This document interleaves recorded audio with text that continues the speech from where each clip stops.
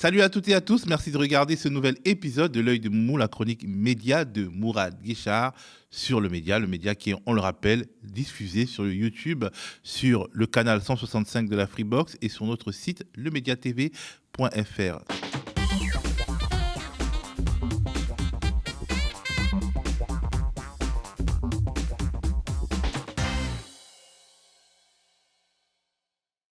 Salut Mourad. Bonsoir à toutes et à tous, bonsoir à toi Théo. Alors tu veux commencer par un coup de gueule. Oui, contre France Info, parce que je ne comprends pas où est-ce qu'ils errent.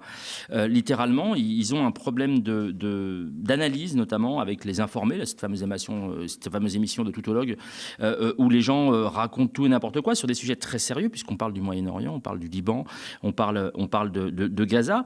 Et là, ils ont trouvé personne d'autre que Sifawi et Rafovitch sur le même plateau. Donc Rafovitch, le porte-parole de l'armée israélienne, et Sifawi, dont on peut éventuellement mettre en doute les capacités analytiques sur les questions du Hamas, même s'il a sorti un bouquin.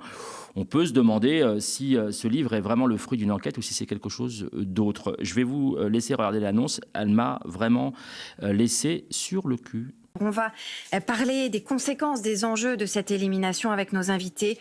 Olivier Rafovitch, porte-parole de l'armée israélienne, merci d'être avec nous. Général Jean-Paul Paloméros, ancien chef d'état-major de l'armée de l'air française, ancien commandant suprême de l'OTAN. Également avec nous Mohamed Sifawi, auteur de l'ouvrage intitulé « Le Hamas plongé au cœur du groupe terroriste ». Alors, il y a également eu, évidemment, marqué dans l'actualité marquée cette semaine, il y a eu l'assassinat de Sinwar, donc le chef du Hamas. Et là, ça a été traité également de manière complètement délirante, à savoir qu'ils ont parlé de la mort de Sinwar, alors qu'en fait, c'est un assassinat. On est dans quelque chose qui peut s'apparenter à un crime de guerre. Je rappelle quand même qu'il y a eu notamment Nuremberg, qui est passé par là. Même les pires nazis ont bénéficié d'un jugement, ont bénéficié de protection juridique, d'avocats, même si plusieurs d'entre eux, évidemment, ont été ensuite exécutés. Mais simplement, je ne comprends pas qu'on puisse applaudir et parler ainsi d'une victoire d'Israël sur le plateau de France Info, un plateau de service public, qu'on puisse parler d'une victoire d'Israël alors qu'en fait, on la nomme régulièrement comme la seule démocratie du Golfe, comme Moyen-Orient. Oui, du Moyen-Orient. Et en fait, une démocratie brille parce que justement, elle n'utilise pas les mêmes armes que ses ennemis. Et là, c'est exactement l'inverse qui se passe. Et quand l'armée israélienne, avec l'aval, j'imagine, du gouvernement, a diffusé les images des dernières minutes de vie de Sinwar, on voit très bien quelqu'un de complètement affaibli, d'amputé. Enfin, je veux dire, c'est quelqu'un qui a été complètement inoffensif. Il aurait fallu l'arrêter. Et je reprends, je voyais un message sur les réseaux sociaux de Freud Eric, qui très justement expliquait que si on avait pu le neutraliser et le faire parler, on aurait peut-être pu savoir où se trouvaient les otages. C'est quand même la personne la plus habilitée à savoir où se trouvent les otages. Donc c'est peut-être que, je dis bien peut-être que, il n'y a pas une volonté si forte et si folle de retrouver les otages, puisqu'on a préféré abattre quelqu'un de complètement à terre plutôt que de le capturer et de lui livrer un procès. Je vous laisse regarder ce passage, notamment de Sifawi, qui me semble complètement indigent, qui me semble complètement égocentré et qui n'a aucun sens, d'autant plus que si vous allez sur le site, et je vous invite à le faire, sur le site de France Info et que vous tapez Mohamed Sifawi, vous allez tomber sur toute une série d'articles liés notamment au fonds Marianne, puisqu'il avait palpé 355 000 euros, je crois, et que, a priori, France Info devrait savoir qu'on a affaire à quelqu'un de peu recommandable, et pourtant, ils vont l'inviter comme expert S-qualité. Je vous laisse écouter. Commencer à se projeter à l'après-guerre dès aujourd'hui, cela voudrait dire qu'il faudrait considérer ou continuer de considérer le Hamas comme un acteur politique. Or, il l'a démontré, et je puis vous dire, pour avoir étudié son idéologie, sa littérature, ses textes, sa charte, sa célèbre charte sous toutes leurs coutures, ils n'ont aucune raison de reconnaître Israël. Ils n'ont qu'un objectif, c'est la destruction de l'État d'Israël. Il faut qu'on s'en rendre compte, et que finalement, je pense qu'il y a quel côté un peu hors sol chez nos responsables politiques, c'est qu'ils dénient finalement aux Israéliens ce qu'on s'autorise du côté occidental. On l'a vu pour les Américains au lendemain du 11 septembre, les États-Unis sont allés jusqu'au bout de leur logique, quelle qu'elle soit, qu'elle soit critiquable ou pas. La France, après le 13 novembre, a été jusqu'au bout de ses objectifs. Il a fallu démanteler et détruire le proto-État Daesh. Je ne vois pas pourquoi aujourd'hui on dénierait aux Israéliens d'aller jusqu'au bout de leurs objectifs. Mon second préambule va aller aux grandes gueules dont on a déjà parlé ici, mais là je ne comprends pas. Marine Tondelier était présente aux grandes gueules. Vous savez qu'il y a eu le meurtre, j'utilise bien le terme, le meurtre d'un cycliste qui a été écrasé par le conducteur d'un SUV dans les rues de Paris. Et là, ça va faire l'objet, avec Marine Tondelier, je ne sais pas ce qu'elle est venue faire dans cette galère, hein, ça va faire l'objet d'une discussion absolument ahurissante. On parle de la mort d'un être humain. Et ça va donner lieu à une espèce de spectacle avec applaudissements tout à fait, me semble-t-il, déplacé. Je vous laisse écouter, puis on en redit un mot juste après. Et donc vous voyez pas le problème. Attendez, disez calme-toi, parce que là on parle de quelqu'un qui est mort. Oui, justement. Et donc, il y a une violence envers les cyclistes dans ce pays. Je vous le dis, la fois dernière, j'allais au marathon de Rouen, je me fais arrêter en voiture parce qu'il y a un barrage. La meuf à côté de moi, elle pétait un câble. Elle disait au policier, le pauvre policier, elle disait ouais, et moi je peux pas passer en voiture, et lui il est en vélo, si ça continue je l'écrase. Pour lui montrer c'est pas juste. Mais c'est pas juste, mais il est en vélo, donc il peut passer. Et en fait, il y a aussi des émissions qui valorisent. Il y a une survalorisation de la bagnole dans la société. Il y a des gens qui préfèrent leur bagnole que leurs femmes et leurs enfants. C'est flippant.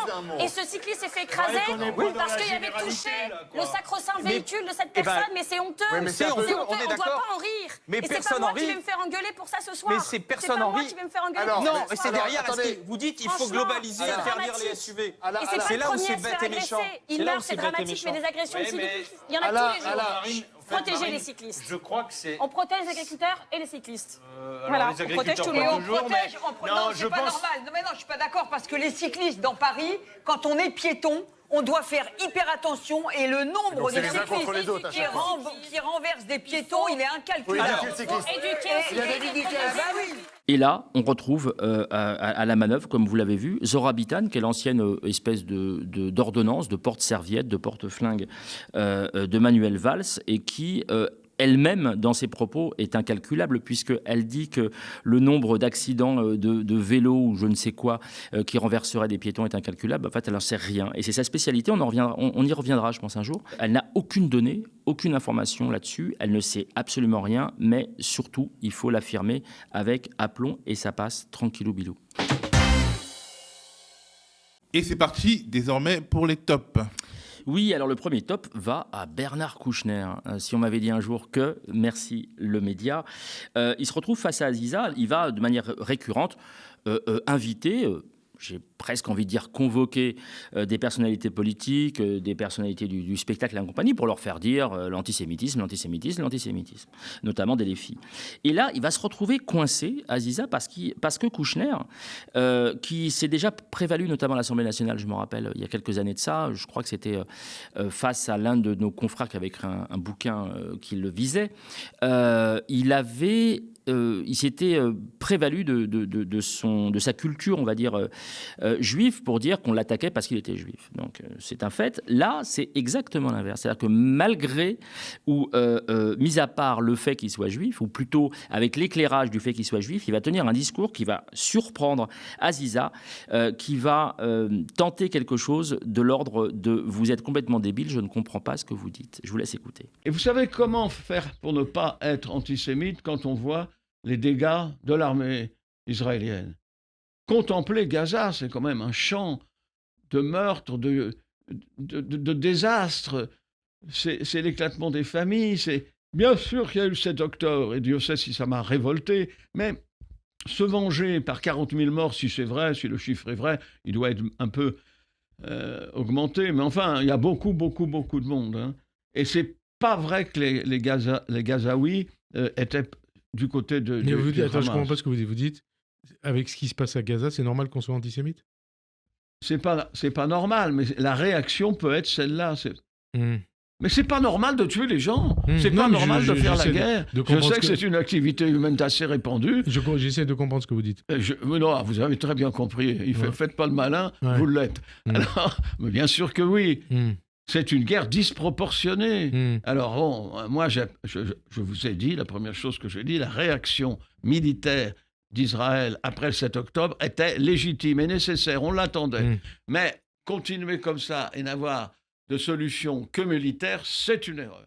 Mais il y a quelque chose d'un peu ambigu. C'est comme s'il légitimait l'antisémitisme. Les mots qu'il a choisis, Bernard Kouchner, on a l'impression que même ils sont un peu piégés, ou bien c'est par esprit de provocation qu'il utilise cette pirouette. Il aurait pu dire l'hostilité vis-à-vis d'Israël, mais lui-même, il considère que l'hostilité et les critiques vis-à-vis de l'État d'Israël relèvent de l'antisémitisme, si on le suit très bien, puisqu'il explique, en gros, il justifie, entre guillemets, avec des gros guillemets, l'antisémitisme, alors que ce n'est pas de cela qu'il s'agit. Non, il ne le justifie pas. Il explique que les esprits ne sont pas tous au même niveau et que ce qui se passe à Gaza peut provoquer, dans certains esprits, peut provoquer quelque chose qui, de l'ordre du dérapage, qui va confiner directement l'antisémitisme, parce que tout le monde n'est pas équipé pour faire la distinction entre antisionisme et antisémitisme. Et donc il explique que ce que fait actuellement Netanyahou et ce que fait l'armée génocidaire peut provoquer et provoque de fait effectivement des réactions antisémites. Et quand on parle de réaction, ça signifie qu'il y a eu au départ une action, et l'action qu'il dénonce, c'est celle de l'armée israélienne. Donc moi je le comprends parfaitement, et je comprends parfaitement la gêne d'Aziza. Alors, tu voulais qu'on continue avec Rachel Kahn. Je vous avais promis... En général, elle est dans les flops, et là, tu l'as mise dans les tops. Oui, parce que... Tu triches, Mourad. Ouais, c'est le fameux top paradoxal dont tu as le secret, que tu aimes bien épingler.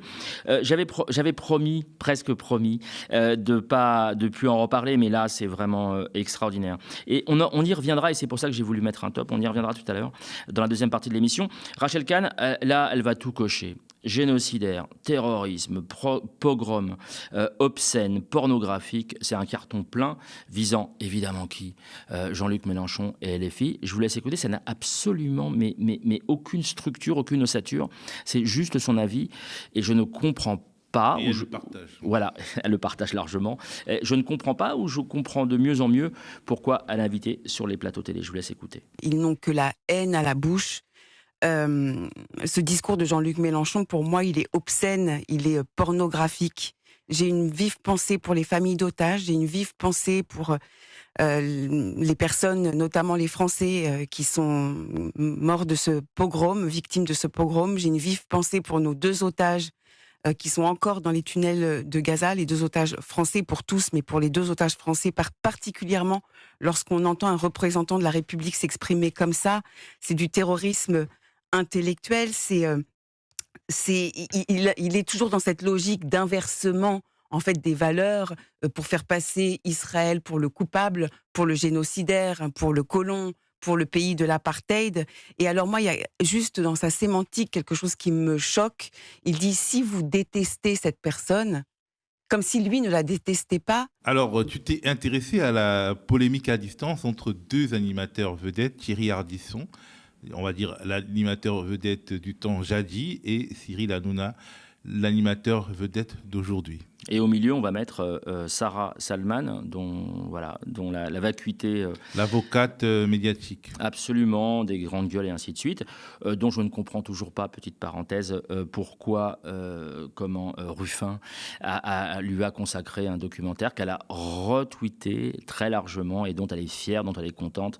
Et ça me pose question. Enfin, je ne comprends pas, mais peut-être qu'on y reviendra un de ces jours. Le Thierry Ardisson, donc, je trouve que le monde tourne mal, puisqu'on en vient, aujourd'hui, en 2024, à attribuer un top à Thierry Ardisson, ce qui n'aura pas été le cas forcément il y a quelques années de ça. Sauf que là, je trouve qu'il a eu une très bonne analyse d'Hanouna, donc Hanouna dont je vous épargne les frasques de manière militante. Il a eu une très bonne analyse, donc évidemment il a été contrarié par Salman, hein, qui vit de tous ces milieux-là, mais je trouve qu'il a fait le job, et je vous laisse apprécier la manière dont il va mécaniquement développer son argumentaire, et surtout la manière dont Salman va lui répondre avec toujours cette rhétorique que je trouve exécrable, à savoir, vous n'avez pas le droit de dire ça. À quel titre? Je ne sais pas. Je vous laisse écouter. Bolloré, ça ne le dérange pas, ça? Oh non, vous ne pouvez pas dire ça. Ah bon? Pourquoi? Vous êtes l'avocate de Bolloré, vous? Pas du tout, je ne l'ai jamais arrêtez. rencontré. Mais vous ne pouvez pas dire Bolloré, ça ne le dérange pas. Moi, il a viré 100 personnes quand il m'a viré. Ça ne l'a pas dérangé. Là, c'est par 3, quoi. Ça fait 3. Après, je ne connais pas votre situation, mais vous dites souvent qu'il n'existe plus de stars. Cyril Hanouna est une star. Oui, c'est une star, mais dangereuse. Vous voyez ce que je veux dire? Non, je ne suis pas d'accord. C'est la seule personne, une des seules personnes du PAF qui donne la parole à tout le monde. Arrêtez vos conneries. Si vous voulez, mais c'est pas des conneries, c'est la réalité. Une émission politique à Cyril Hanouna, c'est comme donner une mitrailleuse à un gosse de 12 ans. Non, parce que vous dites parce ça... qu'il dit n'importe quoi. Non, il n'a aucune je ne peux culture. pas vous laisser dire ça. Vous lui dites Munich, il pense que c'est la capitale de la Bavière. Vous n'avez pas le monopole de la culture et vous semblez mépriser les 2 millions de téléspectateurs qui regardent ça. Oui, je les méprise, absolument. Non mais attendez, vous ne pouvez pas mépriser 2 millions de personnes qui regardent cette émission. Je peux mépriser 5 millions. Et je trouve que ça traduit... Vous avez une formidable carrière et ça traduit une forme d'aigreur parce que vous en voulez à Cyril Hanouna. À chaque fois, vous mitraillez Cyril Hanouna alors que c'est l'allégorie de la réussite. À cette époque-là, on était très copains et on s'entendait très bien. Après, il a pris le mot, il ne doit pas connaître le sens. Derrière, c'est l'ubris. Vous êtes condescendant à son égard. L'ubris, bien entendu. L'ubris, c'est emparé de lui. Voilà. Bon. Et on continue avec une séquence qui t'a marqué concernant les humoristes qui étaient sur France Inter jadis et qui ne le sont plus. Oui, absolument, et puis d'autres d'ailleurs. Mais là, ce top va à Pascal Praud. Alors pareil, le monde tourne, ça c'est incroyable. Le monde tourne mal, comme dirait une célèbre chanteuse belge. Donc j'ai envie de dire à Guillaume Meurice, à Morgane Cadignan, à Pierre-Emmanuel Barré, à Ashton, à Walidia ou à Labajon, allez vous rhabiller quoi. C'est fini, vous êtes déclassés, vous n'avez plus le monopole. Maintenant, c'est l'humoriste de référence, c'est Pascal Praud. On dirait qu'il a fait ça, mais toute sa vie. Et je pense qu'il va être assez rapidement capté par Rire et Chanson et Le Point Virgule pour des shows qui vont, à mon avis, attirer les foules. Je vous laisse écouter, c'est extraordinaire. Et en plus, il y a une espèce de maîtrise de soi, c'est-à-dire qu'il ne rigole pas de ses propres vannes. Il est complètement pince sans rire. C'est du grand art. Je dis chapeau, mon papounet. Je vous laisse écouter. C'est ahurissant ce que dit Thierry Ardisson, et je l'ai dit tout à l'heure sur CNews, j'ai pris mon téléphone et puis j'ai échangé avec lui. Dire que CNews est une chaîne d'extrême droite, que CNews roule pour Marine Le Pen, tout ça n'a pas de sens. Dire qu'il y a une idéologie, vous nous écoutez tous les jours, est-ce qu'il y a une idéologie? Nous parlons des sujets simplement qui font réagir les uns et les autres.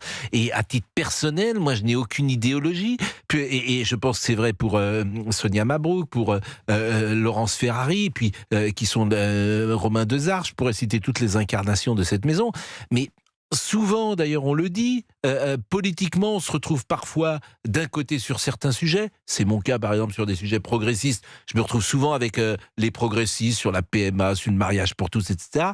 Je me retrouve d'un autre côté plutôt avec les libéraux sur un plan économique. Et puis, je vais me retrouver peut-être sur l'identité nationale avec un peu plus être pas au plus près des conservateurs. Vous voyez, mais on est tous pareils. On n'est pas monolithique. Donc, je m'étonne de ces paroles de Thierry Ardisson. Donc voilà, une nouvelle carrière s'offre et s'ouvre à notre journaliste sportif préféré.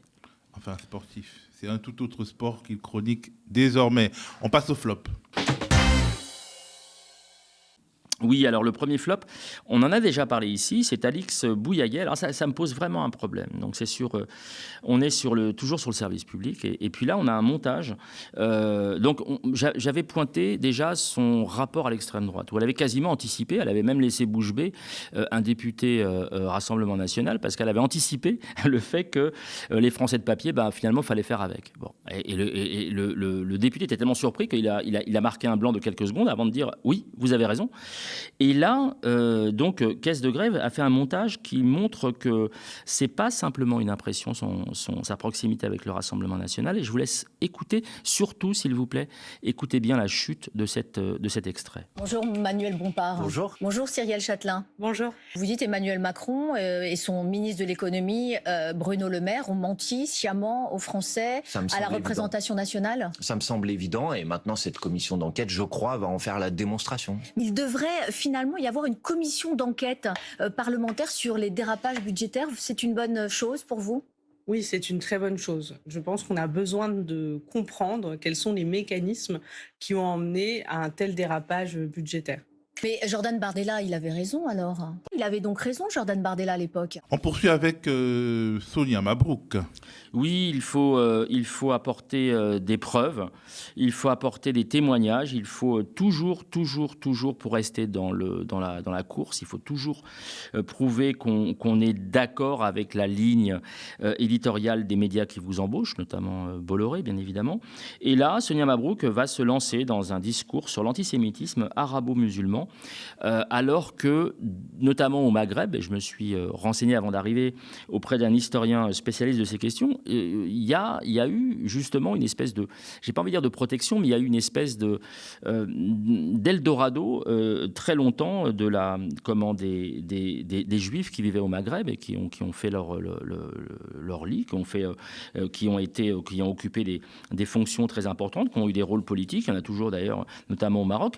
Et elle va focaliser sur les arabo-musulmans, à savoir qu'il y aurait une culture arabo-musulmane d'un antisémitisme que j'ai envie de dire culturel, qui sera appris dès la plus tendre enfance. Et elle va le faire, en plus, sur une chaîne que vous allez voir. Je trouve ça à la fois méprisable, parce qu'elle fait partie de... Sonia Mabrouk est d'une famille aisée, d'une famille qui a eu accès à l'éducation, à la culture, qui avait des moyens. Et je trouve assez minable de jeter comme ça l'anathème sur l'ensemble des musulmans et des maghrébins qui seraient à l'origine, voire même dans les fondements de l'antisémitisme que nous vivons en Europe et qu'on a vécu notamment au cours de la Seconde Guerre mondiale. Je vous laisse écouter, on en redit un mot juste après, s'il vous plaît. Dans mon premier livre qui s'intitulait « Le monde ne tourne pas rond à ma petite fille », qui était une conversation entre moi et ma grand-mère, j'ai fait état d'un racisme et d'un antisémitisme culturel dans les pays du Maghreb, et j'ai été traitée de raciste parce que j'ai dit ça. Oui, mais vous savez, qui a été beaucoup critiqué pour ça. Georges Bensoussan, que vous avez reçu il y a quelques semaines. Effectivement, il y a des proverbes, des citations que moi j'ai entendues quand j'étais petite. C'est lesquelles ? C'est dur de les dire. Vous pouvez les dire, si. Bon, c'était des phrases comme c'était Yahoud Yakelb, c'était le juif, le chien. Bon, voilà. Quand on est bercé avec ça, quand on est enfant, il faut pouvoir grandir, se construire un autre univers, s'éloigner de cet antisémitisme et le dire. Voilà pourquoi aujourd'hui je défends vraiment les convictions de manière. Et comment vous avez fait pour en sortir justement de ça ? Parce que c'est aussi l'école et puis le milieu familial aussi. Forcément. Ça compte. C'est l'éducation. Et c'est ce qui manque peut-être en France. Également, effectivement. Alors je précise, je parle rarement de moi directement, mais je précise que par exemple, il a fallu que j'attende le collège, en fait, pour apprendre de la part de copains et de camarades de classe français, qui avaient des noms bien français, que par exemple, je sais pas, Goldberg ou Hamar étaient des noms à consonance juive. Je ne le savais pas. J'ai attendu, je sais pas, 12 ans ou 13 ans pour le savoir. Et donc je suis surpris que on puisse pointer de cette manière-là les pays du Maghreb, alors que quand même le berceau de la Shoah, ça reste l'Europe. Et c'est un autre débat. Mais je trouve ça absolument dégueulasse et je me demande quelle est la finalité de Sonia Mabrouk, à qui elle veut plaire en tenant ce genre de discours, sachant qu'elle est elle-même d'origine tunisienne et que c'est bien pratique quand même d'avoir une femme d'origine tunisienne qui tienne ce discours contre les musulmans. Et on continue cette séquence avec ceux dont tu dis qu'ils vivent de l'antisémitisme. Oui, c'est un commerce, l'antisémitisme. C'est-à-dire que s'il n'y a pas... Alors, on pouvait dire ça aussi à une époque, à l'époque... Enfin, on pouvait le dire, je ne dis pas que je le partage. On pouvait dire à l'époque des SOS Racisme que, par exemple, il fallait à tout prix que SOS Racisme, pour percevoir des subventions et vivre... Il leur fallait démontrer que tout était raciste, qu'il y avait du racisme partout, et ainsi de suite. On pouvait le dire. Bon, c'est un point de vue. Là, aujourd'hui, on a accès à des médias, à des intellectuels de plateau télé, à des philosophes de plateau télé qui vont forcément amplifier tout ce qui peut ressembler à quelque chose d'antisémite, notamment qualifier les partis, des hommes politiques, des femmes politiques d'antisémites, parce que sinon, leur business ne fonctionne plus, ils ne sont plus invités, ils n'ont plus rien à dire, et ça s'écroule. Et là, il s'est passé quelque chose. Alors, on va voir la photo à l'écran. Il s'est passé un événement vers la place de la République où on a trouvé l'inscription JUDE sur une façade d'un centre médical. Bon. Alors, centre médical tenu par un directeur ou un médecin juif. Alors, c'est très étonnant parce que ces gens essentialisent en fait, l'origine présumée de ce médecin, ou la confession présumée de ce médecin, ce qui ne me viendrait jamais à l'esprit. Jamais je vais me dire mon médecin est juif ou musulman, enfin je m'en fous complètement. Et donc, il se trouve que c'est un célèbre graffeur qui s'appelle Jude, et qui peut potentiellement, on ne sait absolument pas à l'heure à laquelle on enregistre ce qui s'est passé ou pas. Mais dire que Jude, sans étoile de David, sans qu'il y ait de haine derrière, parce que le haine, Juden, est beaucoup plus proche des tags antisémites. Pourquoi le faire en allemand ? Je ne comprends pas très bien. Donc on ne sait absolument pas ce qui se passe, mais eux le savent très bien. Eux, ce sont les Enthoven, Printemps républicain et consorts, qui vont se jeter là-dessus comme la misère sur le petit peuple, et surtout qui vont être suivis par un nombre incroyable, notamment le patron du CRIF, enfin toute une série de personnes qui vont, et puis un élu parisien, qui vont aller balancer le fait et affirmer le fait que c'est antisémite. Alors, concernant Enthoven, ce qui m'intéresse sur cette dérive, c'est qu'il se dit philosophe, journaliste. Il ne va pas chercher de source. C'est-à-dire qu'il va traiter Jean-Luc Mélenchon, c'est clairement lui qui est visé, de connard. Un philosophe qui traite un adversaire politique de connard, je ne sais pas à quel degré de la philosophie on se trouve. Je trouve ça extraordinaire, d'une part. Donc il ne va pas chercher la source, et surtout, il va se rapprocher de l'archer. Vous vous rappelez la fameuse insulte « ferme ta gueule » émanant du client du mois de la cantine du Sénat. Et donc, alors, à sa décharge, à Enthoven, Jude ne taque pas devant le Café de Flore, donc peut-être qu'il n'était pas au courant de son existence. Je le dis sans plaisanter, c'est-à-dire que je pense qu'il n'était pas au courant de l'existence de ce. Et il a très courageusement effacé son tweet en comprenant qu'il avait peut-être fait une erreur. Alors, ce qui m'embête dans cette affaire, c'est qu'en fait, tout ça provoque des... Et alors, j'essaie d'être clair, de suivre mon raisonnement. Et ça provoque des signalements sur les plateformes pour des actes antisémites. Ces signalements, par dizaines, par centaines, peut-être par milliers, vont augmenter de manière artificielle et mécanique le nombre d'actes antisémites. Et donc, Enthoven et sa bande organisée, ils vont revenir sur les plateaux de télévision pour commenter l'augmentation des actes antisémites qu'eux-mêmes ont provoqués. C'est quand même extraordinaire. Et donc, ça va créer quoi, in fine ? Ça va créer un mal-être, mais ce que je comprends parfaitement, un mal-être et un malaise chez nos concitoyens de confession juive qui vont évidemment, à chaque enquête, dire on se sent en insécurité. Et donc, on se mord la queue. Et donc, c'est pour ça que je parle d'un business et qu'ils ont tout à fait intérêt à vivre de l'antisémitisme. C'est leur carburant. On continue avec BFM TV qui t'a inspiré un flop. Ah ouais, là j'ai beaucoup souri, mais comme beaucoup d'internautes. Je ne comprends pas que ça puisse passer à l'antenne comme ça de manière aussi extraordinaire. Et il faut, alors, vous savez, il y a une vidéo, il y a plusieurs vidéos qui sont assez connues en fait, où des journalistes, notamment anglo-saxons, vont pour plaire à leur rédaction quand il y a des tempêtes, ils vont se plier, ils vont quasiment se coucher au sol pour faire croire qu'il y a une tempête tellement forte qu'ils ne peuvent pas rester debout. Et puis on voit derrière, au second plan, on voit des gens qui marchent très tranquillement les mains dans les poches. Et là, c'est exactement la même chose qui est arrivée. C'est-à-dire que BFM, par son pouvoir magique, va faire flotter un bloc de béton. Je vous laisse regarder. Avec notamment des débris, c'est le cas de visiblement ce bloc de béton qui est transporté par cette rivière. C'est assez impressionnant et c'est vrai que les mots manquent pour témoigner et vous raconter cette situation en live. Alors, on pourrait temporiser en disant que c'est un béton artificiel. Enfin, il y a des bétons qui peuvent flotter, mais enfin là, on voit bien que l'eau est complètement calme. C'est pas un tsunami. Donc, oui, il y a un effet évident une recherche de buzz en disant waouh, c'est tellement terrible que même les blocs de béton peuvent flotter. Enfin bon, évidemment qu'un bloc de béton pur, dur, armé, ne peut pas flotter. Et ça m'a fait sourire, donc je voulais vous le partager. Est-ce que notre ministre de l'Intérieur te fait sourire, Mourad ? Alors non, il m'inquiète un tout petit peu parce que je l'ai vu à la télé, donc je crois que ça doit être sur la chaîne parlementaire. Il est en plein délire sur une courte séquence.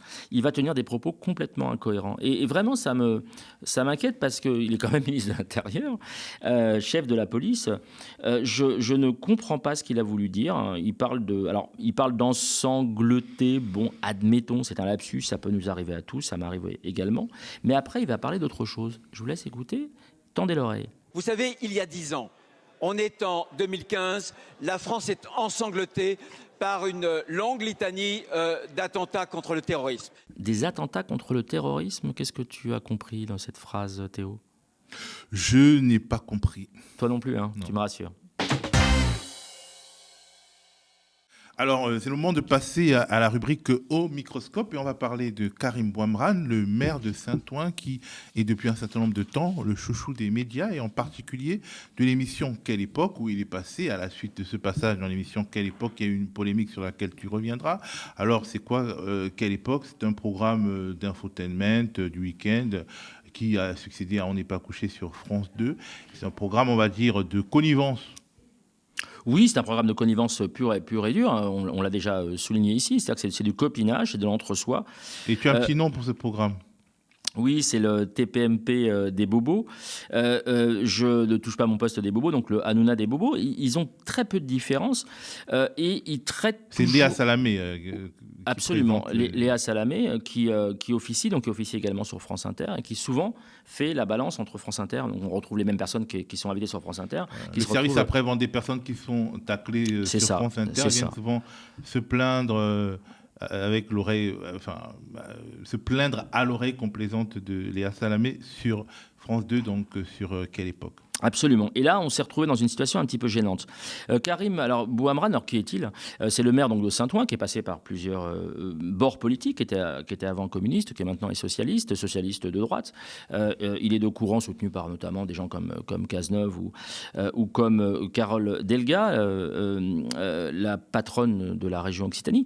Et donc, il a lancé son mouvement en expliquant qu'il était évidemment anti-LFI, qu'il fallait... Alors, son mouvement s'appelle La France humaine et forte. Voilà, comme si les autres n'étaient pas humains et forts. Enfin, bon, ça n'a absolument aucun sens. Et il essaye de se dédouaner au maximum de la France insoumise, qui est son droit total et absolu, mais d'expliquer à chaque fois que pour pouvoir gouverner, que la gauche doit sortir d'une espèce de sectarisme et de radicalité, ce qui n'a absolument aucun sens, puisque comme Émeric Caron notamment l'a souligné, non, la gauche a toujours été forte et a obtenu des victoires quand elle était radicale. C'est le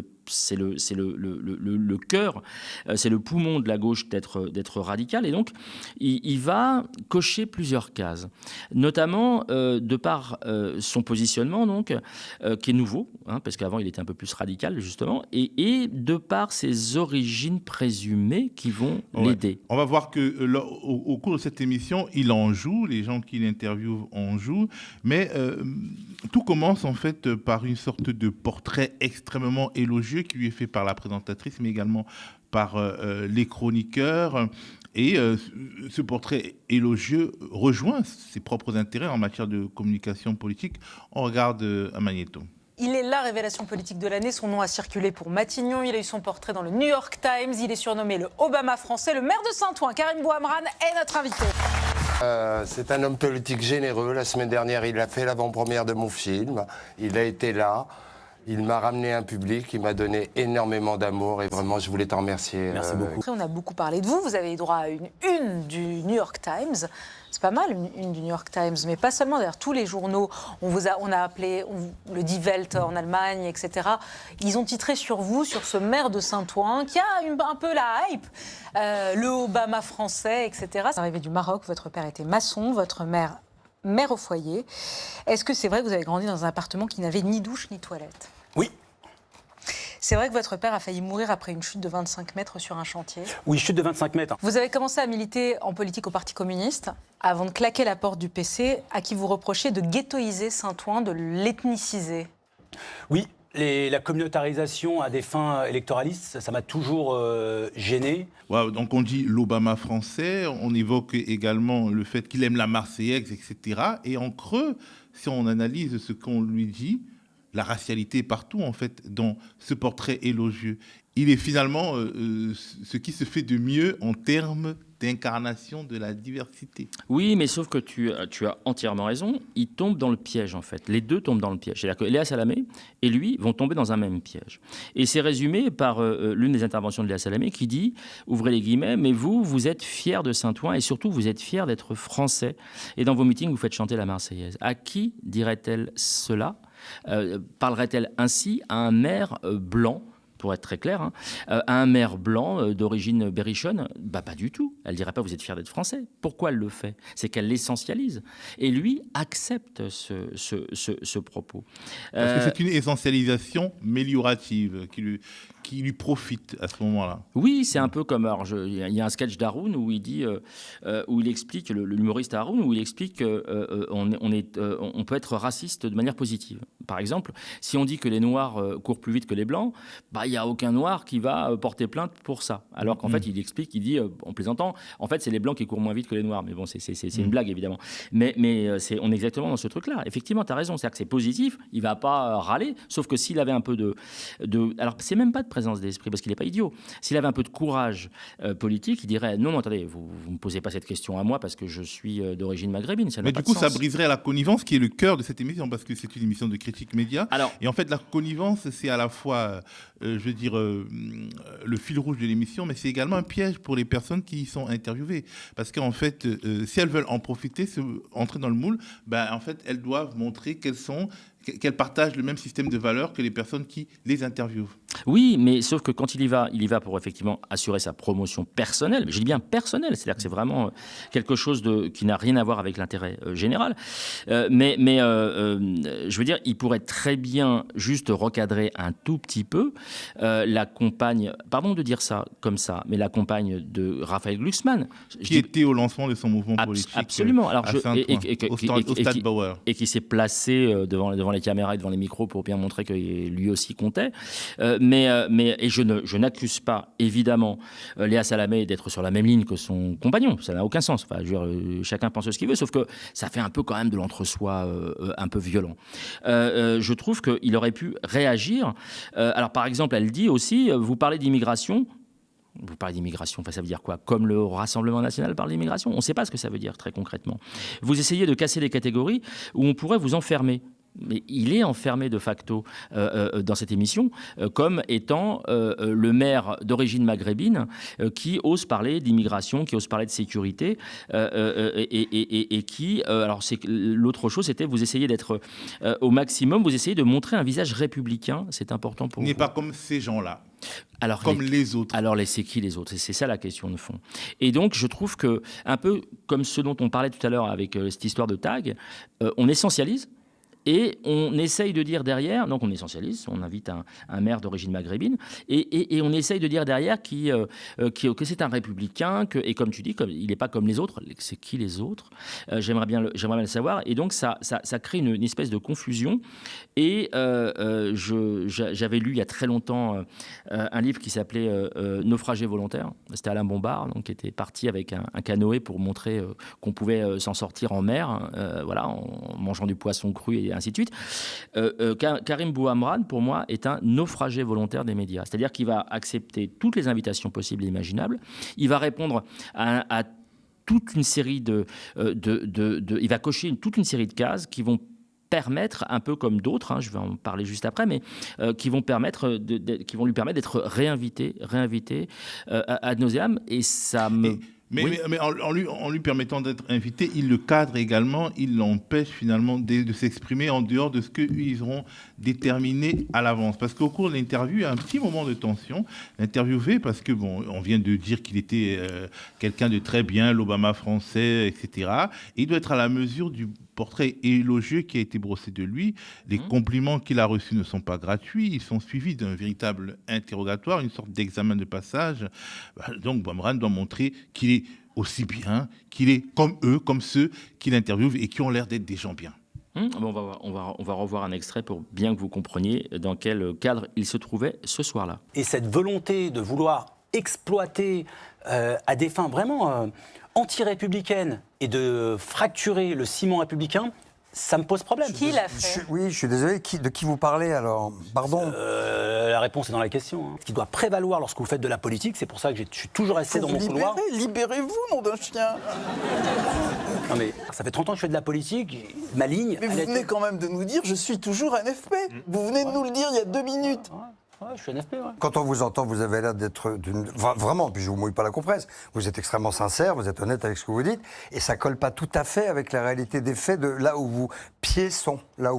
Mais faites une autre table ailleurs. Moi, je reste pas avec quelqu'un à table, pardon, qui est ni antisémite, ni islamophobe, ni raciste ou anti-républicain. Oui. Je me lève, je dis, moi, je mange pas avec toi, je me casse. Mais vous avez vu tout ce qu'on a dit et écrit ces dernières semaines? Et puis Mourad, au final, Karim Bouhamrane dira ce qu'il doit dire pour continuer à être considéré comme un gars bien. L'alliance avec la France insoumise doit sauter, LFI c'est mal, LFI doit partir du nouveau Front populaire. Donc la messe est dite, le piège s'est refermé sur le politique dans l'arène médiatique. Alors juste après cette soirée, il y a eu un événement un événement qui concerne le microcosme des réseaux sociaux, qui a été un tweet de Pascal Boniface, qui s'est posé une question. Pascal Boniface, qui est un chercheur... Absolument, directeur de l'IRIS, un célèbre et reconnu centre absolument de relations internationales, et qui a envoyé un tweet qu'il a retiré depuis. Il a présenté des excuses, mais... Simplement, il s'interrogeait sur le fait que ce soit un musulman d'apparence et que qu'est-ce qui fait que voilà, il apparaît comme ça, il surgit comme ça. Alors, en parlant du concept de musulman d'apparence, en fait, il renvoie à un concept qui avait été créé entre guillemets par Nicolas Sarkozy. C'est pour ça que en fait, c'est pas son concept à lui, c'est un concept de Nicolas Sarkozy qui avait fait bondir parce qu'en réalité, il évoque l'essentialisation préalable plutôt qu'il essentialise. C'est important de le dire. Oui, bien sûr, bien sûr. Et donc, il y a eu une espèce de bronca contre Pascal Boniface, sauf de la part d'associations qui luttent contre l'islamophobie, ce qui est quand même très important, et qui luttent contre le racisme. C'est quand même très important. D'associations et d'individus, il y a très peu de personnes racisées qui se sont jetées sur lui en surjouant l'indignation. Bien sûr que non. Parce que ça pose la question, et c'est un petit peu comme... ça nous renvoie à une affaire un peu plus ancienne, mais c'est un peu comme les syndicats policiers d'extrême droite qui vont mettre en avant des personnes racisées sur les plateaux télé notamment, et comme porte-parole, pour donner l'impression que ils sont pluralistes, ils sont ouverts, universalistes et compagnie. Ça pose des questions de la place des gens. Est-ce qu'on les met là pour leur qualité, ou est-ce qu'on les met là, leur qualité, je veux dire, leur qualité en politique, en syndicalisme ou autre, ou est-ce qu'on les met là pour envoyer un message ? Et instrumentaliser des qualités qui peuvent être réelles. Alors, ce qui est intéressant, oui, bien sûr. C'est que Pascal Boniface évoque l'absence de visibilité de la position de Karim Bouamrane sur ce qui se passe en Palestine et à Gaza. Et lui-même, en fait, dans quelle époque, il donne l'impression de partager l'analyse selon laquelle le bruit et la fureur sur la Palestine et sur Gaza sont douteux et anti-républicains. Donc il évoque les personnes qui montent les juifs contre les musulmans. Mais c'est qui ? Est-ce que c'est l'extrême droite ? A priori, on a l'impression que c'est plutôt l'extrême droite qui joue sur l'affrontement des identités, l'extrême droite et même la droite, et même des fois la Macronie. Mais bon, on sait qu'ils ne pensent pas à l'extrême droite, en le disant. Il nous parle également de sa belle-sœur juive. On ne sait pas ce que ça vient faire là-dedans. C'est du Morano, hein. C'est du Morano dans le texte. Et donc, quelque part, il y a une gêne qui est d'autant plus forte que sur Instagram, il y a quelques mois, Karim Bouamrane est un peu plus clair. Oui, il était plus clair sur ce qui se passait à Gaza.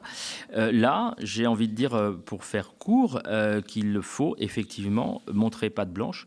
Et que, parce que pour dire qu'il était plus clair, il a évoqué le mot acte de génocide en mai dernier pour parler de ce qui se passe à Gaza. Et donc, on ne peut pas à la fois évoquer le mot grave acte de génocide et puis reprocher à celles et ceux qui en font leur sujet quasiment unique, qui rameutent les foules autour de cela, de l'instrumentaliser. S'il y a acte de génocide, s'il y a tentation génocidaire, il faut en parler matin, midi et soir. Absolument. Et se révolter. Et se révolter. Donc on ne peut pas le dire et choisir de n'en parler que sur Instagram un peu, tout simplement. Ça veut dire qu'il y a une gêne, une fois de plus. D'où l'expression patte blanche, il faut montrer patte blanche. Et donc, en ce moment, depuis le 7 octobre, je l'ai déjà dit plusieurs fois, donc je ne vais pas me répéter, mais le 7 octobre est une réelle fracture, une fracture extraordinaire. Depuis le 7 octobre, ça fait partie, pour notamment les personnes racisées, et qui ont de l'ambition, ça fait partie de cette carte patte blanche d'être modéré, très modéré sur les questions. D'insertion. C'est ça, à peu près. On n'ira pas plus loin parce que c'est quelque chose d'assez assez casse-gueule de rentrer dans ces débats-là, parce que c'est eux-mêmes c'est ça qui est extraordinaire, c'est eux-mêmes créent cette essentialisation, donc comme on l'a expliqué. Mais dès qu'on rentre et qu'on vient contrarier cette essentialisation, on risque de tomber dans l'effet inverse, et donc c'est vraiment très compliqué. En réalité, on la contrarie même pas, on l'analyse. On analyse les non-dits de leur... Oui, mais on a envie de le dénoncer. Mais si on le dénonce, ils vont trouver le moyen, ceux qui pratiquent l'essentialisation, je pense à tout le monde. Par exemple, Carole Delga, qui avait fait un espèce de bad buzz avec Kylian Mbappé et Yannick Noah en expliquant qu'ils n'étaient pas français, qu'ils étaient immigrés. alors qu'ils sont nés en France et même de parents français. Mais je veux dire, dès qu'on va sur ce terrain-là, c'est extrêmement glissant, je trouve. Et puis, l'un des exemples, c'est l'un de nos confrères qui avait été condamné pour avoir parlé d'une arabe de service à propos d'une porte-parole de la police, alors que lui-même est arabe. Enfin, je veux dire, on rentre dans quelque chose qui, je pense, relève de l'irrationalité totale. Et qui est très spécifique à la France. Absolument, ça n'arriverait pas effectivement dans les pays anglo-saxons. L'un des exemples criants, alors je parlais tout à l'heure de Rachel Kahn, j'ai eu confirmation par les gens qui bookent, vous savez, dans les rédactions, il y a des gens qui bookent les invités. Les programmateurs. Voilà, absolument. Et donc une ancienne programmatrice du service public m'a confirmé, on en a déjà parlé ici, mais m'a confirmé que par exemple Rachel Kahn avait été dégainée, c'est le terme qu'elle a employé, pour contrer Rokhaya Diallo, jugé ultra-gauchiste, wokiste et compagnie. Donc on a sorti l'exemple inverse, c'est-à-dire le même profil, mais et avec un taux de mélanine approchant, une fois de plus, oui, essentialisation. Oui, bien sûr, essentialisation totale et absolue, sachant que Rokhaya Diallo, elle, n'a jamais été plagiaire. On continue avec ton coup de cœur, Mourad. Oui, absolument. Alors, je vais faire juste une petite parenthèse parce que c'est le calendrier m'y oblige. Nous sommes passés par la journée du 17 octobre 61, donc je reprends une pensée très forte pour les Algériens qui ont défilé à Paris en 61 et qui ont été en grande partie jetés dans la Seine et sont décédés c'était Papon et De Gaulle. Je rappelle toujours Papon De Gaulle quand même. Et puis, le jour où nous enregistrons, ce mardi, c'est le 22 octobre. Et le 22 octobre 41, c'était les fusillés de Chateaubriand donc, par les nazis. Et j'ai une pensée, évidemment, pour eux. Alors, je voudrais signaler dans les coups de cœur un article absolument exceptionnel. C'est un article signé Émilien Urbach dans l'Humanité et qui va portraitiser Marilène Biquez. Et je suis tombé sur cette photo en feuilletant mon journal et vraiment sur ce sourire, sur cette jeune femme absolument extraordinaire qui a une trentaine d'années et qui est sage-femme et qui a officié à bord de l'Ocean Viking. Donc l'Ocean Viking, vous savez, c'est le fameux bateau affrété par SOS Méditerranée. Et voilà, quand on lit ce portrait, vraiment, je vous invite à le lire, vous le retrouverez sur l'humanité.fr. On se réconcilie avec l'humanité. Alors, j'ai envie de dire, malheureusement, pour rester sur ce sujet, le livre dont je voudrais vous parler aujourd'hui, c'est un livre de Manu Scordia, c'est un dessinateur, écrivain belge, et ça s'appelle « Autopsie d'un crime d'État ». Et c'est un livre absolument... c'est une BD absolument fabuleuse. Je trouve que le coup de crayon est magnifique et ça vient raconter l'histoire d'une gamine de 2 ans qui a traversé dans une camionnette qui a circulé en Belgique pour rejoindre évidemment un monde meilleur avec plusieurs autres personnes. La police les a pris en chasse et cette gamine, Maouda, a été tuée par les policiers. Et derrière, comme si le drame ne suffisait pas, derrière, il y a eu entre l'État et la police des mensonges absolument extraordinaires. Et donc, ça humanise. Ça met des photos, ça met des images, ça met des noms sur tous ces gens qui, et je présume qu'ils sont très nombreux ailleurs à avoir été tués ou à mourir dans des conditions absolument tragiques juste pour pouvoir vivre à en mourir, comme dirait Léo Ferré. Donc c'est vraiment à lire, à acheter, à offrir. C'est Maouda de Manu Scordia, Autopsie d'un crime d'État, et c'est aux éditions La Boîte à Bulles. Alors j'avais un remerciement particulier, c'est un remerciement spécial à Nat Mère 29 que j'ai déjà remercié par ailleurs, mais qui fait partie de la grande famille Nos internautes ont du talent et qui a produit ceci. Attention, restez bien assis avant de voir l'image. Qui a produit ceci, un mélange entre Raphaël Enthoven et votre obligé ici présent. Ça donne un résultat absolument étonnant. Alors les remerciements de cette semaine, je vais essayer d'être rapide pour pas qu'on déborde trop. Ils vont à Gamal et Olivier, ils vont à Myriam de Paris, Marion et Fatia de Paris également. Je souhaite un joyeux anniversaire avec un tout petit peu de retard à Zérine Batarek qui est sur les réseaux sociaux, qui est une avocate des droits humains d'ailleurs je salue tous les avocats qui s'engagent dans la défense notamment des sans-papiers et des migrants. Lisa Lander également sur les réseaux sociaux, Céline Moreau, Louise Binard, Agayou Youssef, Yamina, militante pro-palestinienne, le couple Dupieux d'Olivet dans le Loiret, José Branco-Lucio, le chat de Groupe Yvain. Groupe Yvain, je l'avais salué l'autre fois. C'est elle qui nous avait... tu salues son chat. Oui, parce que... Ouais, elle a un traitement de faveur, Mourad. Oui, mais parce que, en fait, j'ai remarqué elle que... ou il sur sa photo de profil, il y a un chat, et c'est vrai que beaucoup, alors comme par exemple Ours de Paris ou d'autres qui nous suivent très régulièrement, ont un chat sur leur photo, et je veux pas amoindrir, et je respecte, vraiment, je le dis, je respecte et je comprends tout à fait l'attachement qu'on peut avoir à un animal de compagnie. Donc je salue le chat de Groupe Yvain. Cléa d'Orléans, future consoeur qui est au collège, mais qui veut devenir journaliste politique, et son papa Lionel. Sophia et sa famille de Drancy, Christelle et Ludo du 93, Alexandre Goren, Ron et Néry des Émirats Arabes Unis. C'est quand même marrant, toujours, de savoir qu'on est vu depuis si loin. Et Walid, croisé à Montreuil ce jour même. Voilà, j'en ai terminé. Merci Mourad. Et merci à vous d'avoir regardé l'œil de Moumou sur le média, sur le canal 165 de la Freebox, sur YouTube ou sur notre site internet. Le média, votre média, on le rappelle, ne vit que des dons et des abonnements de soutien de celles et ceux qui l'aiment. Alors sautez le pas, allez sur lemediatv.fr/soutien si vous le pouvez, et donnez-nous de la force, donnez-vous de la force, et surtout restez connectés aux médias.